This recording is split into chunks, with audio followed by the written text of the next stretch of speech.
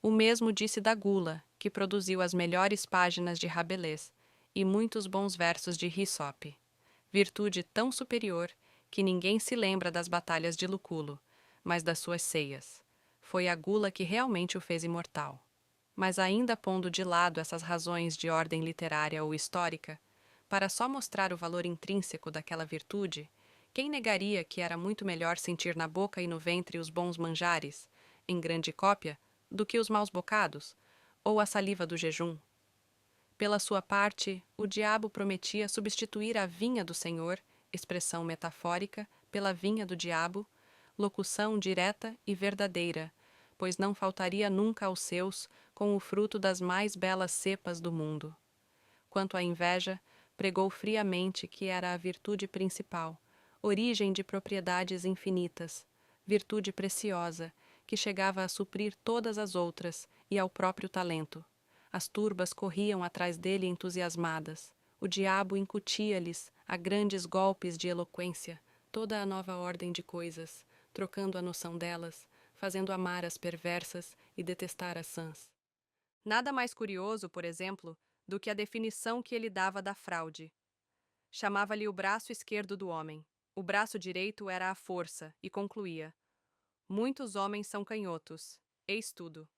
Ora, ele não exigia que todos fossem canhotos. Não era exclusivista. Que uns fossem canhotos, outros destros. Aceitava a todos, menos os que não fossem nada. A demonstração, porém, mais rigorosa e profunda, foi a da venalidade. Um casuísta do tempo chegou a confessar que era um monumento de lógica.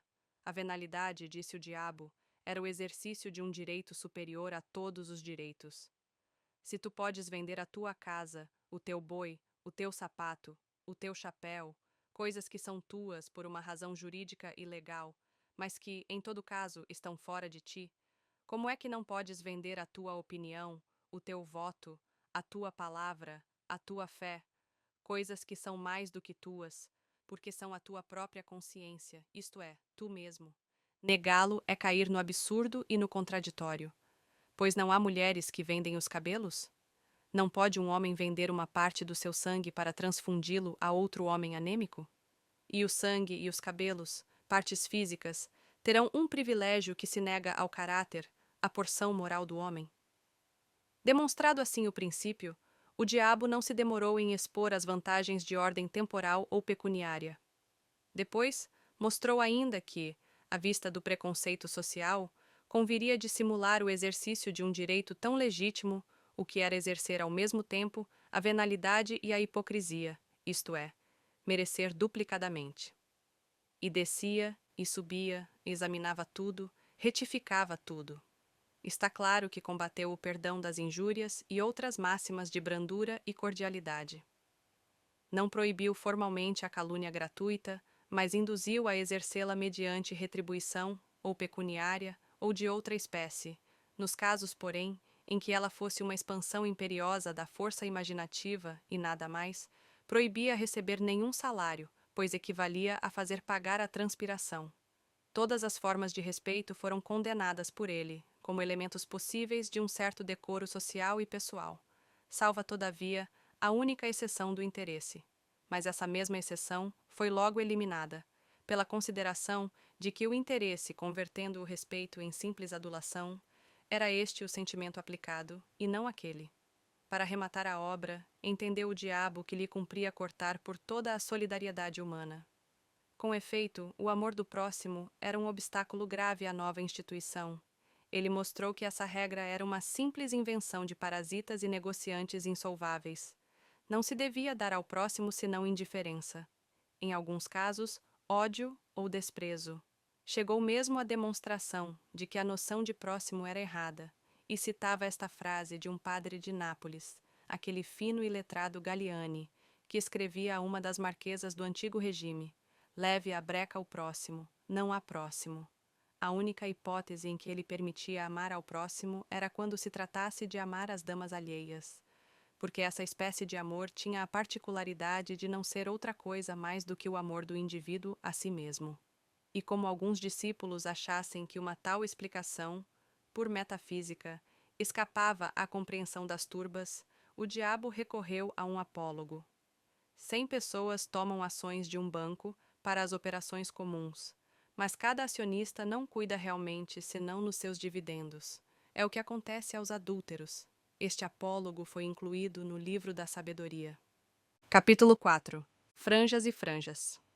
A previsão do diabo verificou-se. Todas as virtudes cuja capa de veludo acabava em franja de algodão, uma vez puxadas pela franja, deitavam a capa às urtigas e vinham alistar-se na igreja nova. Atrás foram chegando as outras, e o tempo abençoou a instituição. A igreja fundara-se, a doutrina propagava-se. Não havia uma região do globo que não a conhecesse, uma língua que não a traduzisse, uma raça que não a amasse. O diabo alçou brados de triunfo. Um dia, porém, longos anos depois, notou o diabo que muitos dos seus fiéis, às escondidas, praticavam as antigas virtudes. Não as praticavam todas, nem integralmente, mas algumas, por partes, e, como digo, as ocultas. Certos glutões recolhiam-se a comer frugalmente 3 ou 4 vezes por ano, justamente em dias de preceito católico. Muitos avaros davam esmolas à noite ou nas ruas mal povoadas. Vários dilapidadores do erário restituíam-lhe pequenas quantias. Os fraudulentos falavam, uma ou outra vez, com o coração nas mãos, mas com o mesmo rosto dissimulado, para fazer crer que estavam embaçando os outros. A descoberta assombrou o diabo. Meteu-se a conhecer mais diretamente o mal, e viu que lavrava muito. Alguns casos eram até incompreensíveis, como o de um droguista do Levante, que envenenara longamente uma geração inteira e, com o produto das drogas, socorria os filhos das vítimas. No Cairo, achou um perfeito ladrão de camelos, que tapava a cara para ir às mesquitas. O diabo deu com ele à entrada de uma, lançou-lhe em rosto o procedimento. Ele negou, dizendo que ia ali roubar o camelo de um drogomano. Roubou-o, com efeito, à vista do diabo, e foi dá-lo de presente a um muezim, que rezou por ele a Alá. O manuscrito beneditino cita muitas outras descobertas extraordinárias, entre elas esta, que desorientou completamente o diabo. Um dos seus melhores apóstolos era um calabrês, varão de 50 anos, insigne falsificador de documentos, que possuía uma bela casa na campanha romana, telas, estátuas, biblioteca, etc. Era a fraude em pessoa.